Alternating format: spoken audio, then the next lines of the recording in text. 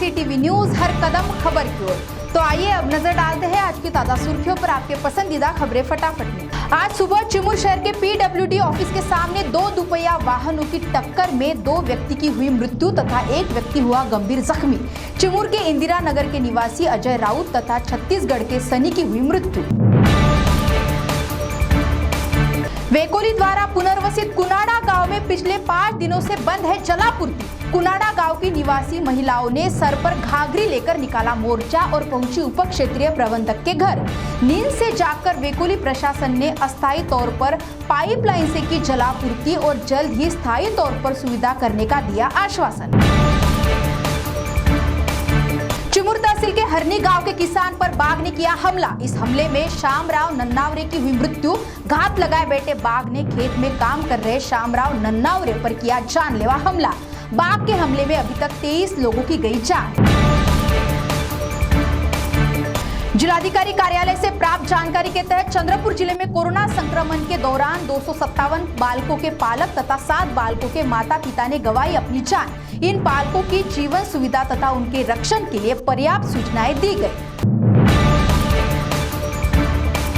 राज्य स्तरीय महात्मा गांधी व्यसन मुक्ति कार्यकर्ता पुरस्कार वापस लो या फिर जिले की शराबबंदी फिर से लागू करो, ऐसा इशारा राज्य सरकार को दिया गया। 28 जून को यह निवेदन राज्य के सभी जिलों के जिला समाज कल्याण अधिकारी को दिया जाएगा। यह राज्यव्यापी अभियान क्या रंग लाता है, ये तो आने वाला वक्त ही बताएगा।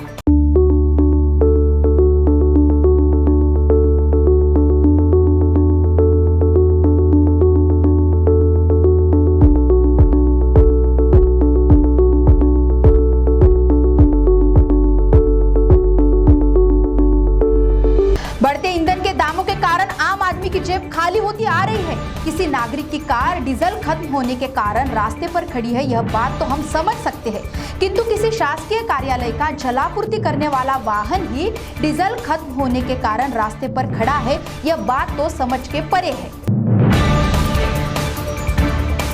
पहले ही कोरोना की महामारी में कमर टूट चुके नागरिकों पर एमएससीबी द्वारा और प्रताड़ित करने का मामला आया सामने। इलेक्ट्रिक बिल में यूनिट कम और पैसे ज्यादा, उस पर भी देयक दिनांक तारीख गुजरने के बाद ग्राहकों को बिल दिया जा रहा है। और बड़ी बात तो यह है कि उस पर भी ब्याज लगाया जा रहा है। घुघुस के महावितरण कंपनी का है यह कारनामा। बरोरा तहसील में अनेक किसानों को उनके खेत में जाने के लिए रास्ते नहीं थे, जिसके कारण कई किसानों ने अपने ही खेतों से उपज लेना कर दिया था बंद। और इसी बात को लेकर कई मामले तहसील कार्यालय में भी प्रलंबित थे। इसी समस्या का हल निकालते हुए तहसीलदार बेड़से ने अपने कर्मचारियों के साथ कुल 82 मामलों का हल निकालते हुए 24 रास्तों को किया मंजूर। एक शिक्षक ने अपनी छात्रा को प्रेम पत्र लिखकर छात्रा को भस्म करने की दी धमकी। घबराई छात्रा ने इस पत्र को किया परिजनों के हवाले। गुस्साए परिजनों ने शिक्षक के घर आकर न सिर्फ उसके सर का मुंडन किया, बल्कि मुंह काला कर शहर में भी घुमाया। अभी प्राप्त जानकारी के तहत दंतेवाड़ा में नक्सली और डीआरजी जवानों के मुठभेड़ में एक नक्सली मारा गया। बताया जा रहा है कि इस नक्सली पर 5 लाख का इनाम रखा गया था। मौके पर हथियार एवं अन्य सामग्री को बरामद कर लिया गया है।